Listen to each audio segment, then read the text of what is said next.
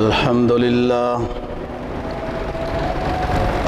لله وكفى والصلاة والسلام على سيد الرسل وخاتم الأنبياء وعلى آله وأصحابه الذين أوفوا عهدا الذين هم خلاصة العرب العرباء وخير الخلائق بعد الأنبياء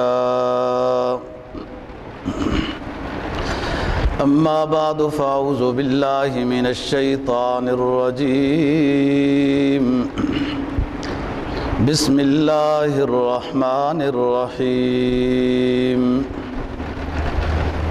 قل اللهم مالك الملك تؤتي الملك من تشاء وتنزع الملك ممن تشاء وتعز من تشاء وتذل من تشاء بيدك الخير إنك على كل شيء قدير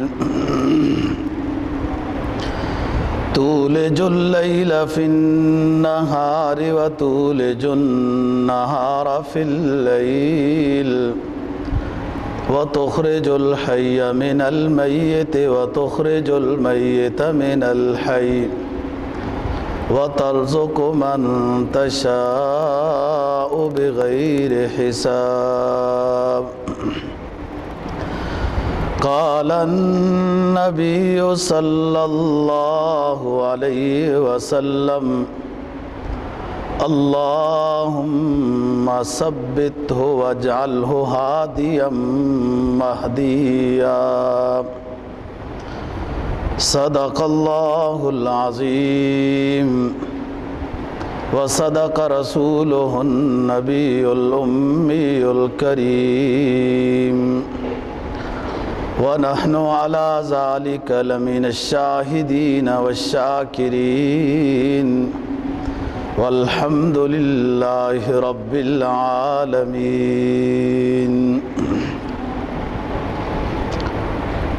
تیسرا پارہ سورہ آل عمران کی 2 آیت کریمہ اور جناب نبی پاک صلی اللہ علیہ وسلم کا ایک دعائیہ جملہ تلاوت کیا ہے، جس کے اندر اللہ تعالیٰ کی صفت بادشاہت، صفت ملکیت کا ذکر ہے۔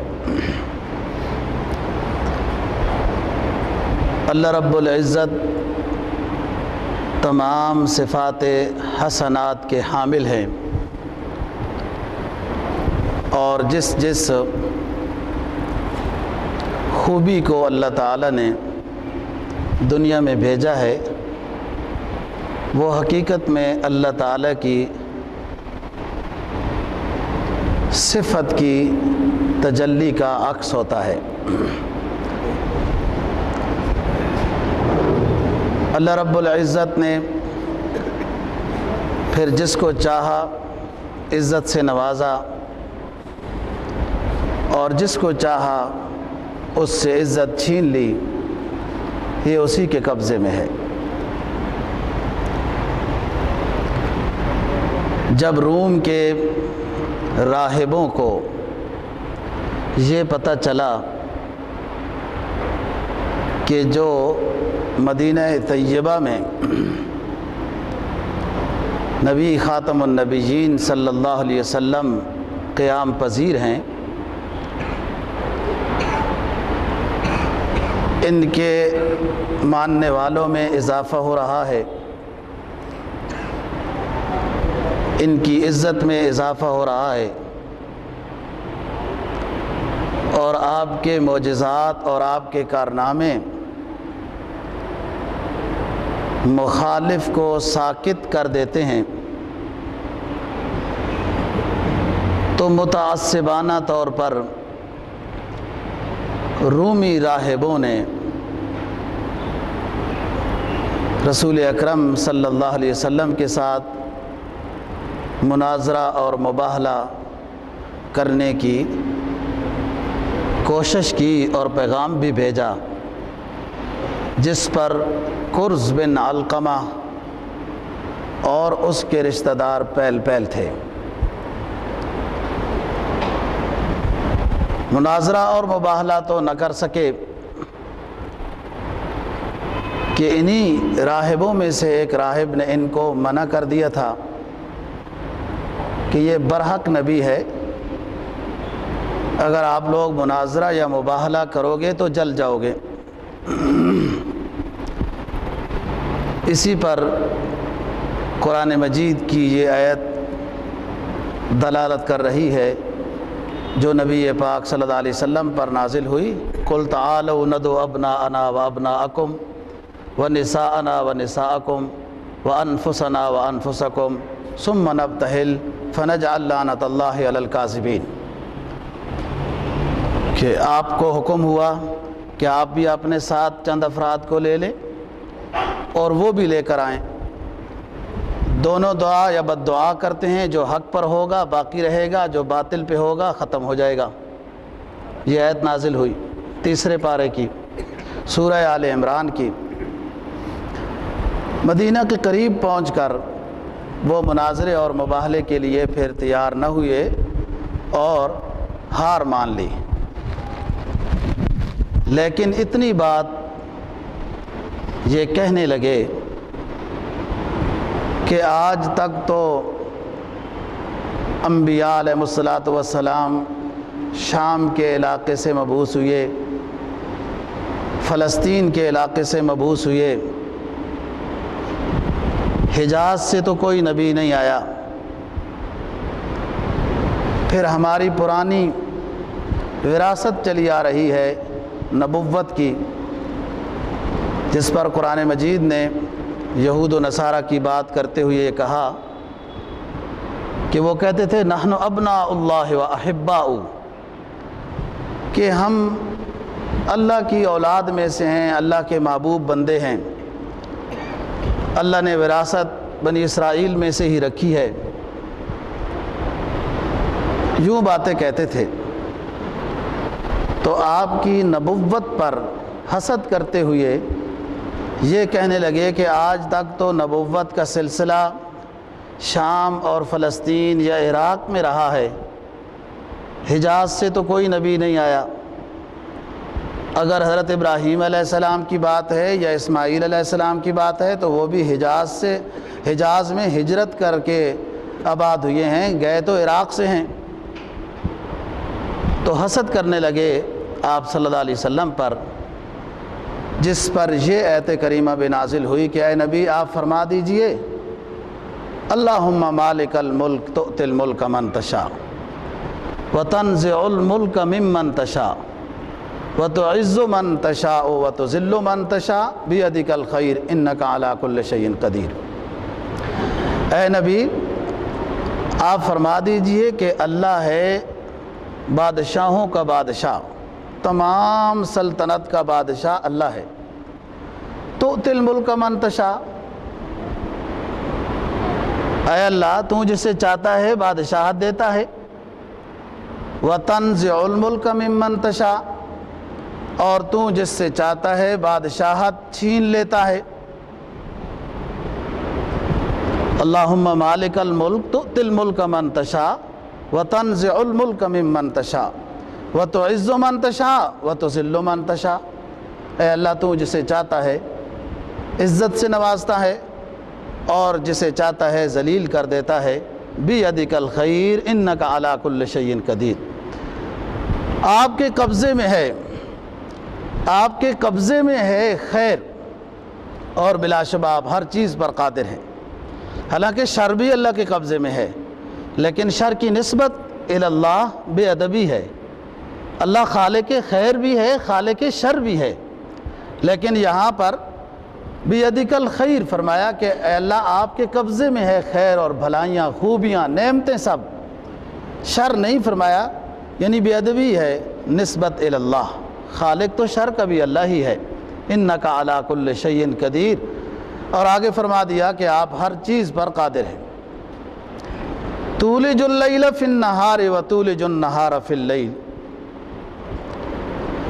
آپ ہیں جو رات کو داخل کرتے ہیں دن میں،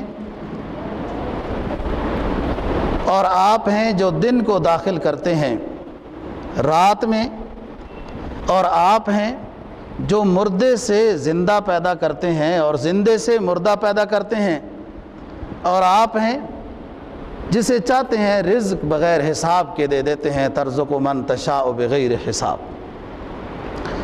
یہ آیت نازل ہوئی، رسول اکرم صلی اللہ علیہ وسلم کو حکم ہوا کہ آپ ان کو بتا دیں کہ اللہ کے قبضے میں ہے، جسے چاہے پیغمبر بنا دے، جسے چاہے نہ بنائے، جسے چاہے بادشاہ بنا دے، جسے چاہے نہ بنائے، اللہ کے قبضے میں ہے۔ اور جو رسول اکرم صلی اللہ علیہ وسلم کا دعائیہ جملہ تلاوت کیا ہے، اس کے اندر آپ صلی اللہ علیہ وسلم نے ایک صحابی حضرت جریر بجلی رضی اللہ تعالیٰ عنہ کو دعا دی ہے۔ جب آپ مدینہ طیبہ میں قیام پذیر ہوئے تو مختلف علاقوں کی طرف اسلام کا پیغام بھیجا، اور خوش قسمت لوگ حلقہ اسلام میں داخل ہوئے، لیکن کہیں کہیں مشرکین کے بڑے بڑے بت تھے۔ ان بتوں میں سے ایک بت کا نام خلصہ ہے۔ آپ صلی اللہ علیہ وسلم نے جریر بجلی کو بلایا اور فرمایا کہ جریر، خلصہ بت سے نجات دلا دو۔ تو آگے سے حضرت جریر رضی اللہ تعالیٰ عنہ عرض کرنے لگے کہ اللہ کے رسول، حکم کی اتباع کے لیے حاضر ہوں، لیکن میرے اندر ایک نقص ہے، کمی ہے کہ گھوڑے کی زین پر جم کر نہیں بیٹھ سکتا ہوں۔ گھوڑے کو بھی قابو رکھنا ہوتا ہے، اپنے آپ کو بھی بچانا ہوتا ہے، پھر دشمن پر حملہ بھی کرنا ہے، تلوار چلانی ہے۔ تو میرے اندر ایک کمزوری ہے فطرتی کہ گھوڑے پر جم کر نہیں بیٹھ سکتا ہوں۔ آپ نے ان کو قریب بلایا اور دعا دی، اللہم ثبتہ واجعلہ ہادیا مہدیا، اے اللہ جریر کو گھوڑے پر پکا بٹھا دے اور اس کو ہادی رہبر بنا دے، اور اس کی اتباع کی جائے، اس کو مہدی بنا دے۔ فرمایا جریر اب جاؤ اور لے جاؤ 100 آدمیوں کو اپنے ساتھ، خلصہ بت سے نجات دلا دو۔ کہ وہ علاقہ مسلمانوں کا ہو گیا۔ اسلامی شریعت کا حکم ہے کہ سابقہ امتوں کے عبادت خانوں کو نہ گرایا جائے۔ سابقہ امتوں کے عبادت خانوں کو نہ گرایا جائے، سابقہ شریعت کے عبادت خانوں کو نہ گرایا جائے۔ بات خیال سے سننا۔ مثلا یہودیوں کا عبادت خانہ ہے، کسی مسلمانوں کے ملک میں عیسائیوں کا عبادت خانہ ہے، اسے نہ گرایا جائے، تبلیغ کی جائے، ترغیب دی جائے، سمجھایا جائے کہ اب آخری شریعت کا دور آ گیا ہے، آپ نبی اکرم صلی اللہ علیہ وسلم پر ایمان لائیں۔ لیکن بت پرستی تو کوئی شریعت نہیں ہے نا، آتش پرستی تو کوئی شریعت نہیں ہے کہ ان کو بھی باقی رکھا جائے۔ آپ کے دور میں یا آپ کے بعد خلفائے راشدین کے دور میں عیسائیوں کے عبادت خانوں کو، یہودیوں کے عبادت خانوں کو نہیں گرایا گیا، لیکن بت خانوں کو نیست و نابود کیا گیا ہے۔ آپ نے بھی فتح مکہ کے دن حرم کو بتوں سے پاک کیا ہے، بت سارے توڑے ہیں، اور جو سائڈ میں بت تھے، مکہ کے سائڈ میں بت تھے بڑے بڑے، ان کے لیے آپ نے خالد بن ولید رضی اللہ تعالیٰ عنہ کو بھیجا ہے کہ ان کو ختم کر دیا جائے۔ اور ایک بڑے بت کے باہر، مکہ کے باہر ایک بڑے بت کے باہر شیطان عورت کی شکل میں مجاور بن کے بیٹھا تھا۔ تو خالد نے واپسی میں آ کے بتایا کہ حضرت وہ تو ہو گیا ہے، لیکن ایک باہر مجاور بیٹھا ہوا ہے۔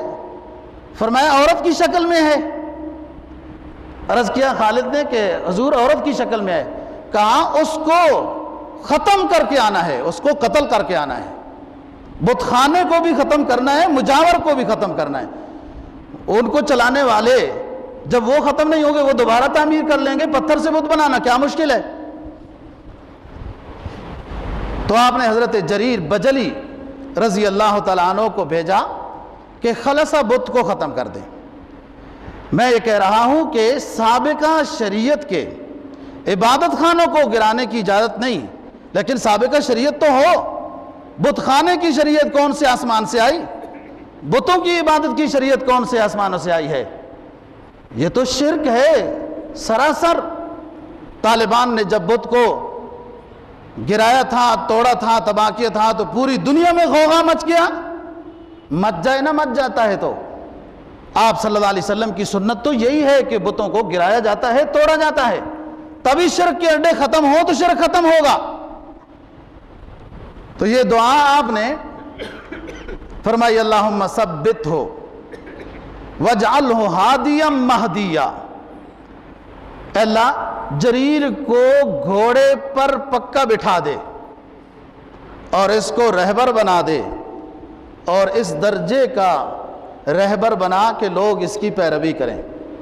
یہ 100 بندوں کو لے کر گئے اور بت کو توڑ کر جلایا، پھر اس کے ذرات کو ختم کر دیا کہ کل انہی ذرات کو ہی کوئی نہ پوجا پاٹ ان کی لگ جائے۔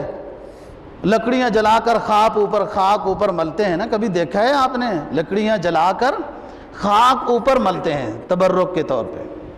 دیکھو نیکی نام اس چیز کا ہے جو قرآن و حدیث صحابہ کرام رضی اللہ تعالیٰ عنہم سے ثابت ہو۔ اگر ان تبرکات سے کچھ ملتا ہوتا تو پھر سب سے اونچے تبرکات تو آپ صلی اللہ علیہ وسلم کے ہیں، پھر صحابہ کرام کے ہیں کہ جس درخت کو انہوں نے ہاتھ لگایا، جہاں ان کی نشست ہوئی، اس جگہ کو پھر ہمیشہ بعد والے چومتے چاٹتے ہی رہتے۔ مطلق تبرکات اور اس طریقے سے شریعت میں اس کا کوئی ثبوت نہیں ہے۔ صلح حدیبیہ والے درخت کو حضرت عمر فاروق رضی اللہ تعالیٰ عنہ نے اپنے دور میں ختم کرا دیا تھا کہ لوگ اس کے نیچے بطور تبرک کے جا کے بیٹھتے تھے کہ اس جگہ پہ صلح حدیبیہ وجود میں آئی تھی، علاقہ شمیسیہ میں، مکہ کے قریب، کہ تاکہ بعد میں آنے والے آہستہ آہستہ کہیں اس درخت کو سلام نہ کرنے لگ جائے۔ تو قل اللہم مالک الملک تؤتی الملک من تشاء وتنزع الملک ممن تشاء۔ کہ نبی آپ فرما دیجئے کہ اللہ جسے چاہتا ہے عزت دیتا ہے اور جسے چاہتا ہے اس سے ذلیل کر دیتا ہے۔ اور تم جو یہ اعتراض کرتے ہو کہ ہمیشہ رسالت نبوت یہ شام کے علاقے میں رہی ہے، بنی اسرائیل میں رہی ہے، فلسطین میں رہی، عراق میں رہی ہے، حجاز سے تو کبھی کوئی نبی نہیں آیا، تو یہ تو اللہ کے فیصلے ہیں، جسے چاہے اللہ نبی بنا دے۔ فرمایا اللہ اعلم، 8واں پارہ، اللہ عالم حیث یجعل رسالتا سیصیب الذین اجرموا صغار عند ربهم وعذاب شدید بما كانوا یمکرون۔ اللہ عالم حیث یجعل رسالتا، سورہ انعام 8واں پارہ، کہ اللہ جانتا ہے کون مستحق ہے رسالت کا، نبوت کا، کہ میں اس کو نبی بناؤں۔ اللہ جانتا ہے، اللہ نے نبی بنانا ہے۔ سَيُصِيبُ الَّذِينَ أَجْرَمُوا صَغَارٌ عِندَ رَبِّهِمْ وَعَذَابٌ شَدِيدٌ بِمَا كَانُوا يَمْكُرُونَ۔ یہ جو لوگ اعتراض کرتے ہیں ہمارے نبی کی نبوت پر، اعلان تبلیغ پر، توحید پر، یہ ذلیل ہو جائیں گے، ان کے مکر مٹ جائیں گے، نبی کی شریعت کا اور نبی کا اور نبی کے ماننے والوں کا بول بالا ہوگا۔ اللہ عالم حیث یجعل رسالتہ سیصیب الذین اجرموا صغار عند ربہم وعذاب شدید بما کانوا یمکرون۔ غزوہ احزاب میں رسول اکرم صلی اللہ علیہ وسلم کو جب اطلاع دی، صحابہ کرام رضی اللہ تعالیٰ عنہم نے 6 میل کی خندق ہے، گہرائی 10 فٹ، چوڑائی 10 فٹ، 6 میل کی خندق 6 دن میں پوری کی گئی۔ آج کی یہ جدید مشینری بھی ممکن ہے کہ اس پہاڑی علاقے کو اتنا جلدی اپنے مقصد کے تابع نہ کر سکے کہ جتنا نبی اکرم صلی اللہ علیہ وسلم اور آپ کے ماننے والوں نے کام کیا ہے۔ اور یہ ایمان کا ایٹم بم تھا نا، آپ نے دیکھا ہے نا، ساری دنیا کہتی ہے دہشت گرد کا مل کر مقابلہ کریں گے۔ یہ مل کر مقابلہ کرتے ہیں ہمیشہ، مطلب کس کو کہتے ہیں دہشت گرد؟ کبھی تو ہمیں دقیانوس کہتے تھے، کبھی ملا ازم کہتے تھے، یہ ترقی کرتے گئے، اب ان کے پاس ہمارے لیے اور کوئی گندہ لفظ نہیں تھا تو پھر دہشت گرد کہہ دیا۔ مطلب دہشت گرد ایمان والوں کو، مسلمانوں کو دہشت گرد کہتے ہیں۔ یہ مل کر ختم کرتے ہیں، ہمیشہ مل کر ختم کرتے ہیں۔ کیوں مل کر ختم کرتے ہیں؟ ڈرتے ہیں نا، سارے اکٹھے ہو کر حملہ کرنے کے لیے جاتے ہیں، ڈرتے ہیں نا، اس لیے کہ ایمان کا ایٹم بم ہی قوت والا ہے، سارے اس لیے ڈرتے ہیں۔ اس وقت اس غزوے کو غزوہ احزاب کہتے ہیں۔ سارے دشمن مل کر آئے تھے، سارے، یہودی بھی، عیسائی بھی، مشرکین مکہ بھی، فلاں بھی کہ مل کر ختم کریں گے۔ ایمانی ایٹم بم کو مل کر ختم کرتے ہیں۔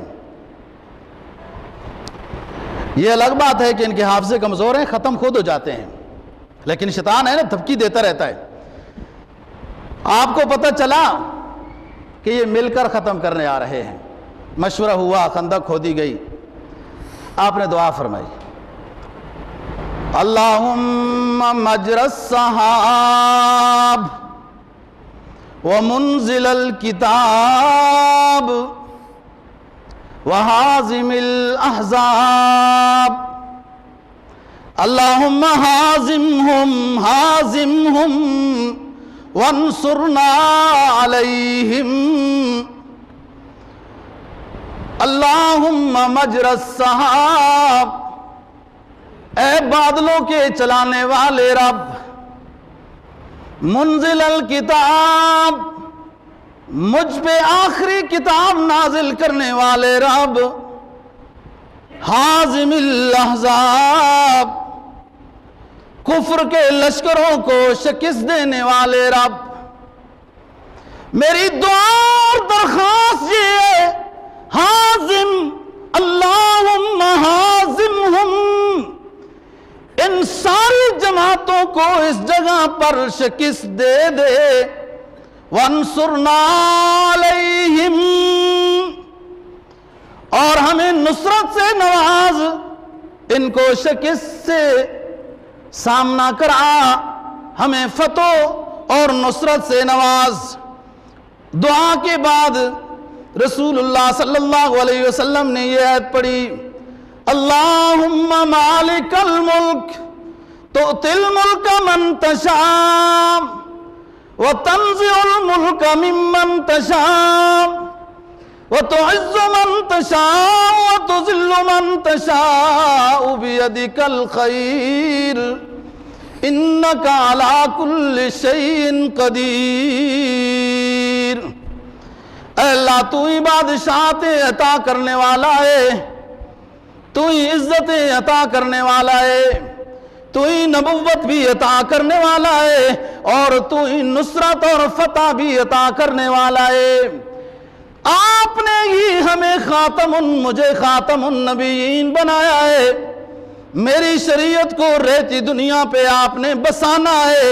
آج ان احزاب اور ان جماعت والوں کو شکست دے دے اور مجھے عزت سے نواز دے اس مقام پہ۔ اور کیوں آپ نے یہ جملے ارشاد فرمائے؟ میں بتا چکا ہوں کئی دفعہ کہ جب صحابہ کرام رضی اللہ تعالیٰ عنہم نے جناب نبی پاک صلی اللہ علیہ وسلم کو یہ آ کر بتایا کہ حضرت وہاں چٹان ہے ایک کہ جو ٹوٹتی نہیں ہے، کیا کیا جائے؟ آپ نے فرمایا چلو چلتے ہیں، مجھے دکھاؤ۔ 3 آپ نے بدان مارے اور تینوں مرتبہ آگ کے شعلے نکلے۔ پہلی مرتبہ جب آپ کا آگ کا شعلہ نکلا تو آپ نے فرمایا کہ رومیوں کے محلات دکھائے گئے ہیں، ان قریب ہمارے قبضے میں آ جائیں گے، عیسائیوں کے۔ دوسری مرتبہ بدان میں جب آگ کا شعلہ نکلا تو آپ نے فرمایا کہ کسرا کے محلات دکھائے گئے ہیں، ان قریب ہمارے قبضے میں آ جائیں گے۔ اور تیسری مرتبہ جب یہی ہوا تو آپ نے فرمایا کہ صنعا، یمن کے محلات دکھائے گئے ہیں، ان قریب ہمارے قبضے میں آئیں گے۔ یہ بات زہر پھیلی ہوا کی طرح۔ تو دشمنوں نے باتیں کی کہ بھوک کی وجہ سے پیٹ پر پتھر باندھے ہوئے ہیں اور یہ خواب یمن، صنعا، قیصر و کسریٰ کے دیکھ رہے ہیں۔ آپ کو پتہ چلی ان کی جب مذاق، تو آپ نے فرمایا اللہم مالک الملک تؤتی الملک من تشاء تنزع الملک ممن تشاء تعز من تشاء تذل من تشاء بیدک الخیر انک علی کل شیء قدیر۔ یہ اللہ کے قبضے میں ہے، اللہ جسے چاہے جب چاہے دے دے، اگر ان کے قبضے میں ہو تو کسی کو نہ دیں۔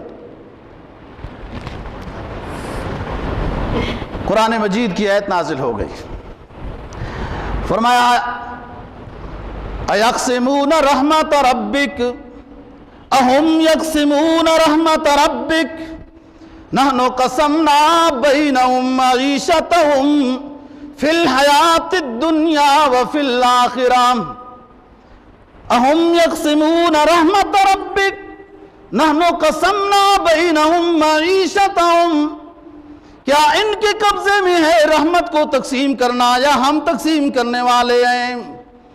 کیا ان کے قبضے میں ہے کس کو نبی بنانا ہے، کس کو عزت دینی ہے، کس کو بادشاہ بنانا ہے، کس کو مال و دولت سے نوازنا ہے، یا میرے قبضے میں ہے؟ یہ آپس میں مذاق بناتے ہیں، مسخرہ کرتے ہیں، ہم ہیں جس کو چاہے نوازتے ہیں۔ وَخَيْرٌ مِّمَّا يَجْمَعُونَ، یہ جو ادھر ادھر کی باتیں جمع کر رہے ہیں یہ کم ہے اس کے مقابلے میں جو ہم دے رہے ہیں اپنے ماننے والوں کو، وہ سب سے زیادہ اونچی اور عمدہ ہے۔ اَهُمْ يَقْسِمُونَ رَحْمَةَ رَبِّكَ نَحْنُ قَسَمْنَا بَيْنَهُمْ مَعِيشَتَهُمْ فِي الْحَيَاةِ الدُّنْيَا وَرَفَعْنَا بَعْضَهُمْ فَوْقَ بَعْضٍ دَرَجَاتٍ، ہم نوازتے ہیں جسے چاہے اونچا کرتے ہیں، جسے چاہے کم کرتے ہیں۔ یہ بادشاہت، یہ عزت، یہ عمریں، یہ زندگی، یہ ساری ہمارے قبضے میں ہے، یہ ہماری ہی حکومت ہے۔ سروری زیبا فقط اس ذات بے ہمتا کو ہے، سروری زیبا فقط اس ذات بے ہمتا کو ہے، حکمراں ہے ایک وہی باقی بتان آزری، اصل بادشاہ وہی ہے، عزت والا وہی ہے، اور وہ جسے چاہے بادشاہ دے دے، عزت دے دے۔ نبی اکرم صلی اللہ علیہ وسلم نے اس وقت یہ آیت پڑھ کر ان کو سنائی، مالک الملک تؤتی الملک من تشاء، اور پتھر باندھنا، بھوک میں رکھنا، ہو سکتا ہے اس میں بھی اس کی کوئی حکمت ہو کہ بھوک کے ساتھ ایمانی قوت خالص ہے،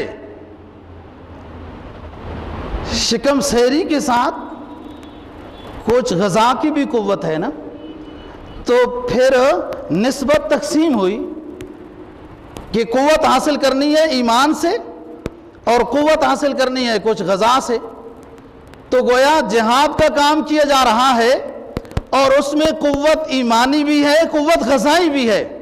یہاں بھوکا رکھا، قوت غذائی کی طرف سوچ کو ہی ختم کر دیا کہ یہاں صرف قوت ایمانی ہے جس کے ساتھ خندقوں کو کھودا گیا ہے، اور اس میں زیادہ طاقت ہے، کیونکہ نسبت الی الغیر بالکل ختم ہو گئی، صرف نسبت الی اللہ رہ گئی، اور نسبت الی اللہ ہی جب ہو کسی کام میں تو اسی کام میں خیر و برکت ہوتی ہے، اسی میں خیر ہے۔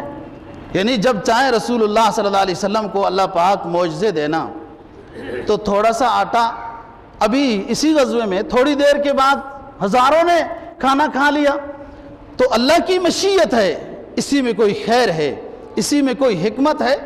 ہاں دشمن اسے موقع مل گیا مذاق بنانے کا کہ یہ کیسر و کسریٰ کے خواب دیکھ رہے ہیں،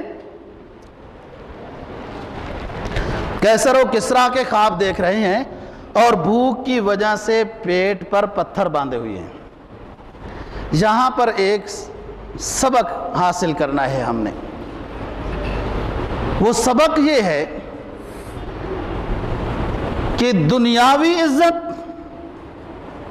عہدہ، مال و دولت، کر و فر، خوب سیر ہو کر کھانا، خوب ڈٹ کر مخولوں پہ سونا، عمدہ عمدہ گاڑیوں میں پھرنا، یہ نعمت تو ہے لیکن رضا کی دلیل نہیں ہے۔ اللہ کی نعمت تو ہے، اگر شکر گزار بنے گا تو ممکن ہے فائدہ پائے، نعمت تو ہے، اللہ کی رضا کی دلیل نہیں ہے۔ اللہ کی رضا وہ اور چیز ہے، مال و دولت کی فراوانی اور چیز ہے۔ معلوم یہ ہوا کہ جس کو اللہ نے غریب رکھا ہے، روکھا سوکھا دیا ہے، اور بوریا اس کو لباس دیا ہے، اور کبھی کھانا ملتا ہے کبھی نہیں ملتا ہے، اس طرح اللہ نے اس کو رکھا ہے، تو اس پہ اس کو گلہ شکوہ نہیں کرنا چاہیے کہ یہ نسبت بڑی اونچی ہے، یہ نسبت بڑی اونچی ہے۔ دیکھو نا، کسی کو مخملوں پہ سلایا ہو، کبھی بے چین نہ بنایا ہو، ہر وقت فراوانی رزق ہو، کبھی پیٹ خالی نہ ہوا ہو، بھوک اس نے دیکھی نہ ہو، تو یہ نسبت تو کہیں اور جاتی ہے، یہ نسبت تو کہیں اور جاتی ہے۔ یہ بھوک کی نسبت رسول اکرم صلی اللہ علیہ وسلم کی طرف جا رہی ہے، تو گویا کہ یہ وراثت ہے جو کسی کو مل رہی ہو تو اس پر صبر کرے، گلہ شکوہ نہ کرے کہ ہائے ہمیں تو بھوکا ہی رکھا ہے، اللہ نے ہمیں ہمیشہ ہی مصیبت میں ہی رکھا ہے، پریشانی ہم نے دیکھنی ہے۔ ایمان کی کمزوری ہے، ایمان نہیں بنایا، نیک لوگوں کی مجلس میں نہیں آیا، شریعت نہیں پڑھی، یہ آتا نا اللہ والوں کے پاس تو اس کی بصیرت سے، بصارت سے غفلت کی چادریں ہٹائی جاتی، اس کے ایمان میں جلا پیدا ہوتا، اور اس کی نورانیت میں موجیں آتی۔ یہ کسی نیک مجلس میں تو آتا نا، تو بصیرت اور بصارت سے غفلت کی چادریں یہ ٹوٹتی اور ہٹتی، تو پھر اس کو بھوک میں بھی اللہ کی معرفت نظر آتی۔ کھانا اللہ کی نعمت ہے، اور قرآن مجید نے اس کو بتایا ہے کہ اگر اللہ سمجھ میں نہ آئے تو کھانے کو دیکھ لیا کرو، یہ کس نے بھیجا ہے، کہاں سے آیا ہے، کیسے آیا ہے، تو پھر بھی اللہ سمجھ میں آ جاتا ہے۔ آخری پارے میں قرآن مجید نے فرمایا فَلْيَنْظُرِ الْإِنسَانُ إِلَىٰ طَعَامِهِ أَنَّا صَبَبْنَا الْمَاءَ صَبًّا ثُمَّ شَقَقْنَا الْأَرْضَ شَقًّا فَأَنبَتْنَا فِيهَا حَبًّا وَعِنَبًا وَقَضْبًا وَزَيْتُونًا وَنَخْلًا وَحَدَائِقَ غُلْبًا وَفَاكِهَةً وَأَبًّا مَتَاعًا لَكُمْ وَلِأَنْعَامِكُمْ۔ اگر اللہ سمجھ میں نہیں آتا، اپنا منع میں حقیقی اگر سمجھ میں نہیں آتا، لائبریریاں دور ہیں، ادھر نہیں جا سکتے ہو کہ اسلامی کتب کا مطالعہ کر کے اپنے معبود کو سمجھ سکیں، مدارس میں نہیں جاتے ہو کہ امریکہ دہشت گرد کہے گا، پاکستانی مسلم جنسیاں رات کو دروازے کھٹکائیں گی، اگر طلبہ بن کر مدرسوں میں علم حاصل کیا، اس سے ڈرتے ہو۔ فَلْيَنْظُرِ الْإِنسَانُ إِلَىٰ طَعَامِهِ، اللہ کی معرفت حاصل کرنے کے لیے لائبریریوں کی ضرورت نہیں، مدارس میں جانے کی ضرورت نہیں، اپنے سامنے جو کھانا آیا ہے فَلْيَنْظُرِ الْإِنسَانُ إِلَىٰ طَعَامِهِ، چاہیے انسان کے اپنے کھانے کو دیکھ لے، اس میں غور و فکر کرے، یہ کہاں سے آیا ہے، کتنا لذیذ ہے، کس نے بھیجا ہے۔ چشمہ کوہ کو دی شورش کلزم کس نے، اقبال مرحوم نے کتنی عجیب بات کہہ دی، کہا چشمہ کوہ کو دی شورش کلزم کس نے، اور پرندوں کو کیا محو ترنم کس نے، سر پہ سبزے کے کھڑے ہو کر کہاں کم کس نے، اور غنچہ گل کو دیا ذوق تبسم کس نے۔ دور نہیں جا سکتے ہو، سرات کے سناٹے میں پہاڑوں پہ جا کر پہاڑوں کا ذکر اور تسبیح سنا کرو۔ رات کے سناٹے میں اللہ رب العزت کے ذکر میں، تسبیح میں، سمندر کی موجیں میں مصروف ہیں، دریا کے تلاطم بھی اس کی تسبیح میں مصروف ہیں۔ رات کے سناٹے میں پہاڑوں پہ جا کر دیکھو، اسے کس نے موجزن کیا ہوا ہے، آوازیں کیوں لگا رہا ہے پتھر۔ چشمہ کوہ کو دی شورش کلزم کس نے، تو پہاڑ ہی تمہیں اللہ کا راستہ بتا دیں گے، اپنے منع میں حقیقی کا راستہ پہاڑ ہی بتا دیں گے۔ مدرسوں میں جانے سے ڈرتے ہو کہ امریکہ دہشت گرد کہے گا، قرآن حدیث کا سبق لیا تو طالبان کا لقب ملے گا، پھر جنسیاں آ کر پکڑیں گی، پھر ہمیں مہمان بننا پڑے گا، پہلے پاکستانی جیل خانے کا پھر امریکہ کے جیل خانے کا۔ اگر ڈرتے ہو امریکہ سے، اللہ کے دشمنوں سے، تو یہ کائنات کی ہر چیز تمہیں اللہ کا راستہ بتا رہی ہے، اسی سے سبق لے لو۔ کہا چشمے کوہ کو دی شورش کلزم کس نے، اور پرندوں کو کیا محو ترنم کس نے۔ کیوں صبح سویرے اٹھ کر یہ چیخیں لگا رہے ہیں، رات کو اپنے گھونسلوں میں پہنچ کر کیوں چہچہا رہے ہیں؟ اس لیے چہچہا رہے ہیں، الم تر ان اللہ یسبح لہ من فی السماوات ومن فی الارض والطیر صافہ کل کدالم صلاۃ وتسبیحا، ہر چیز اس کی حمد و ثنا میں مصروف ہے، یہ چڑیاں بھی، یہ درخت بھی، یہ پہاڑ بھی، یہ ندی نالے بھی، یہ سورج چاند ستارے بھی، کل کذالم صلاۃ وتسبیحا، یہ پرند چرند اور یہ اشجار احجار اپنی نماز کے اوقات بھی جانتے ہیں، نماز پڑھنا بھی جانتے ہیں۔ 18واں پارہ ہے سورہ نور نصف کے آخر میں یہ آیت موجود ہے، دیکھ لینا۔ کل کذالم صلاۃ وتسبیحا، یہ انسانیت کے علاوہ باقی تمام مخلوق اپنی نماز کے اوقات کو بھی جانتی ہے، اس کو یاد کرنا بھی جانتی ہے، ذکر و اذکار کرنا بھی خوب جانتی ہے۔ چشمہ کو دی شورش کلزم کس نے، اور پرندوں کو کیا محو ترنم کس نے، سر پہ سبزے کے کھڑے ہو کر کہا کم کس نے، وہ سبزوں کو کون لہلہاتا ہے، کون جوانیاں دیتا ہے، کون باغوں پر پھل لگاتا ہے، یہ وہی آرڈر کر رہا ہے کم کھڑے ہو جاؤ۔ یہ پھر کھڑے ہو جاتے ہیں تسبیح کرتے ہوئے، اور پھر اناج سے پھلوں سے لدے ہوئے اس انسان کے لیے میوہ جات کو مہیا کرتے ہیں۔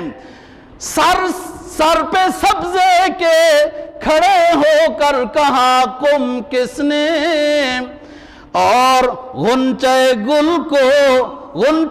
گل کو دیا ذوق تبسم کس نے، ان پھولوں کو مسکرانا کس نے دیا ہے، یہی تو کھاد ہے، یہی مٹی ہے جو جھاڑیاں اگا رہی ہے، لیکن جب اس کا امر متوجہ ہوتا ہے تو وہی پھول بن کر مہک رہے ہیں، مہک دے رہے ہیں۔ فَلْيَنْظُرِ الْإِنسَانُ إِلَىٰ طَعَامِهِ، اپنے محسن حقیقی کو سمجھنے کے لیے دور جانے کی ضرورت نہیں۔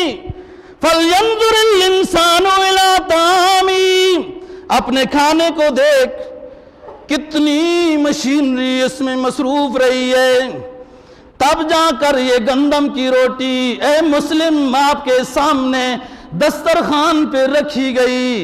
اس کے بونے کے مراحل، اس کے اگانے کے مراحل، اس کے کاٹنے کے مراحل، اس کو جمع کرنے کے مراحل، شہروں میں لانے کے مراحل، صاف کرنے کے مراحل، پیسنے کے مراحل، کہاں سے چکیاں آئیں، کہاں سے مشینیں آئیں، اور کس نے پیسا، کس نے کھایا، یہ سب اس کی قدرت کی مشینری تیری خدمت میں لگی ہوئی ہے۔ فَلْيَنْظُرِ الْإِنسَانُ إِلَىٰ طَعَامِهِ اَنَّا صَبَبْنَا الْمَاءَ صَبًّا، ہم نے دیکھو کیسے آسمانوں سے پانی برسایا۔ ثُمَّ شَقَقْنَا الْأَرْضَ شَقًّا، پھر ہم نے زمین کو چیرا، کیسے چیرنا ہم جانتے تھے، کیسے چیرنا ہے۔ ثُمَّ شَقَقْنَا الْأَرْضَ شَقًّا فَأَنبَتْنَا فِيهَا حَبًّا، پھر اس سے دانے نکالے، وَعِنَبًا انگور نکالے، وَقَضْبًا ترکاریاں سبزیاں نکالی۔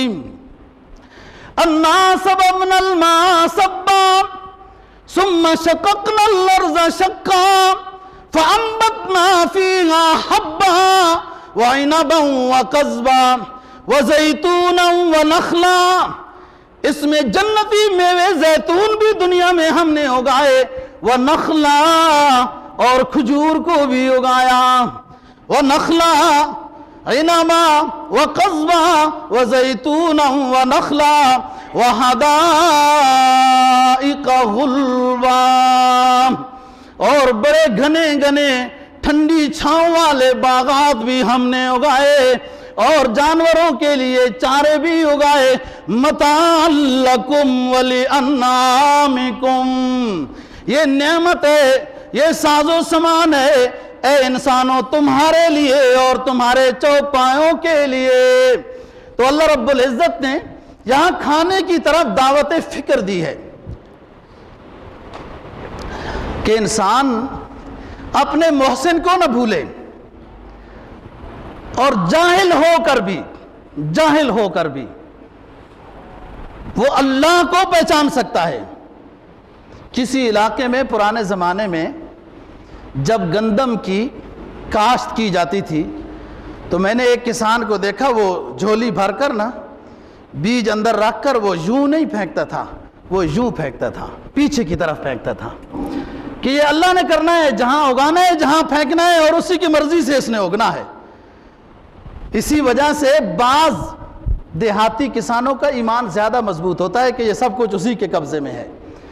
تو فرمایا اللہم مالک الملک تؤتی الملک من تشاء وَتَنزِعُ الْمُلْكَ مِمَّنْ تَشَاءُ وَتُعِزُّ مَنْ تَشَاءُ وَتُذِلُّ مَنْ تَشَاءُ کہ لوگ نبی اکرم صلی اللہ علیہ وسلم کے ساتھ حسد کرتے ہیں، یہود و نصارہ یا دیگر لوگ، کہ ان کو نبوت کیوں مل گئی۔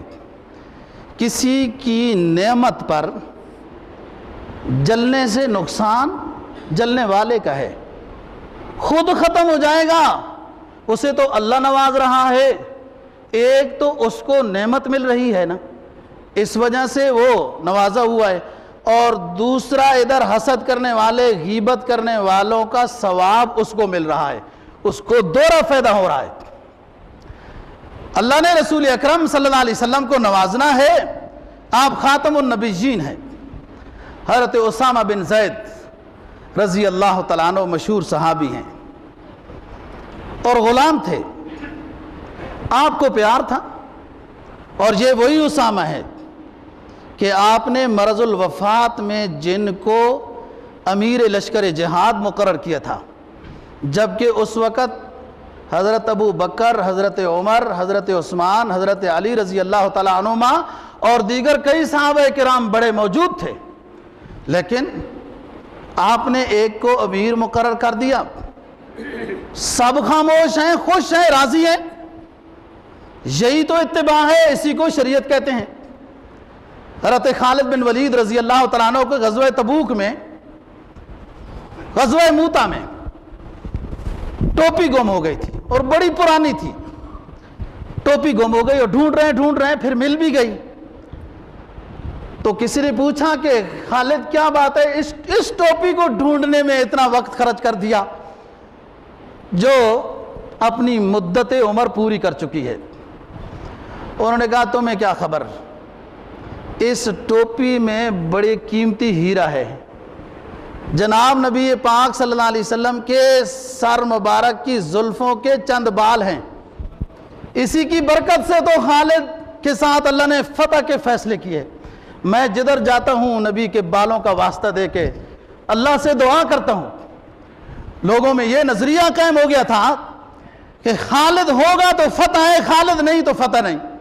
حضرت عمر فاروق رضی اللہ تعالیٰ عنہ کو یہ بات پتہ چلی تو آپ نے فرمایا کہ اس عقیدے کو ٹھیک کرتے ہیں، خالد کو امارت سے معزول کر دیا، سپاہی بنا دیا، عام فوجی بنا دیا، امیر اور مقرر کر دیا۔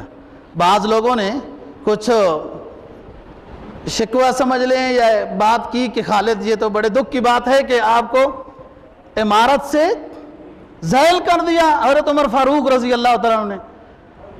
تو خالد نے عرض کیا کہ ہم تو بڑے عرصہ پہلے مالک الملک توتی الملک من تشاء کا وظیفہ پڑھ چکے ہیں، ہم نے دین کی اشاعت کے لیے کام کرنا ہے، خواہ امیر بن کر کریں خواہ سپاہی بن کر کریں، اور اللہ کے قبضے میں ہے جب یوں فیصلہ ہو جائے جب یوں۔ تو حضرت اسامہ کو جب آپ نے امیر مقرر کیا کسی نے کوئی اعتراض ہی نہیں کیا، ٹھیک ہے جی۔ اور یہی جب تک ورکروں میں جب تک یہی اس درجے تک کی اتباع نہیں ہوگی اس وقت تک قوت اور کامیابی دونوں چیزیں نہیں آ سکتی۔ یہاں پر کام ہی یہی ہے، کام ہی یہی ہے یہاں پر کہ قائد کی بدنامی کرنی ہے، قائد کی بدنامی، یہاں کام یہی ہے۔ تو کامیابی کیسے ہوگی؟ جن کی کرنی ہے ان کو نوازتے ہیں، جن کی بدنامی کرنی ہے ان کو ووٹ دے کر نوازتے ہیں، اور جن کو قائد بنانا ہے ان کو مل بیٹھ کر ان کی بدنامی کرتے ہیں کہ کہیں لوگ ان کے قریب نہ چلے جائیں۔ یہی دشمن کی ہمیشہ وار رہی دوستو۔ حضرت اسامہ بن زید رضی اللہ تعالیٰ عنہ کی بات نقل کر کے ختم کرتے ہیں۔ کام حج کے سفر میں تھے، آخری ایک ہی حج ہے آپ کا جس کو حجۃ الوداع کہا جاتا ہے۔ ایک جگہ پہ پڑاؤ ڈالا دن کو، اور آپ کو ضرورت پیش آئی، انسانی ضرورت بیت الخلاء کے لیے۔ آپ نے نظر ڈالی تو کوئی ایسی جگہ مستور با پردہ نظر نہیں آئی۔ آپ نے فرمایا اسامہ ادھر آؤ، اور آپ پیار سے اسامہ کو اسیم کہتے تھے۔ فرمایا یا اسیم ائت النخلات والاحجار فَقُلْنَ لَهُنَّ يَأْمُرُكُنَّ رَسُولُ اللَّهِ صلی اللہ علیہ وسلم ان تجمع لحاجت الرسول۔ اے حسین ادھر آؤ، جاؤ ان درختوں اور پتھروں کے پاس۔ فَقُلْنَ لَهُنَّ يَأْمُرُكُنَّ رَسُولُ اللَّهِ صلی اللہ علیہ وسلم، ان درختوں اور پتھروں کو جا کر میرا پیغام دے دو کہ تمہیں اللہ کا رسول حکم دے رہا ہے کہ جمع ہو جاؤ، بیت الخلا بن جاؤ۔ حضرت اسامہ بن زید رضی اللہ تعالیٰ عنہ منتشر درختوں کے پاس، متفرق پتھروں کے پاس جا کر رسول اللہ صلی اللہ علیہ وسلم کا پیغام سنا رہے ہیں اور فرما رہے ہیں یأمرکن رسول اللہ صلی اللہ علیہ وسلم ان تجمع لحاجت الرسول۔ اللہ کا رسول اے پتھروں اور درختوں تمہیں آرڈر کر رہا ہے کہ میری ضرورت کے لیے بیت الخلا بن جاؤ۔ وہ درخت زمین چیرتے ہوئے، پتھر لڑکھڑاتے ہوئے بیت الخلا کی شکل اختیار کر گئے۔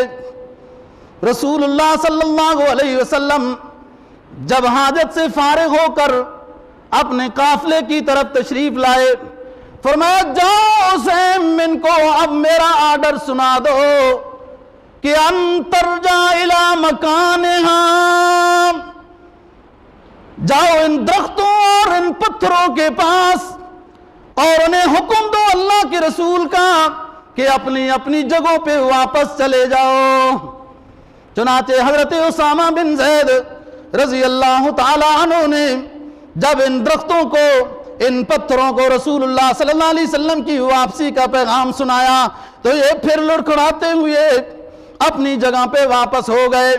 صحابہ کرام رضی اللہ تعالیٰ عنہم حیران اور ششدر رہ کر جناب نبی پاک صلی اللہ علیہ وسلم کے چہرے انور کو دیکھنے لگے تو آپ نے فرمایا اللہم مالک الملک تؤتی الملک من تشاء وتنزع الملک ممن تشاء وتعز من تشاء وتذل من تشاء بیدک الخیر انک علی کل شیء قدیر۔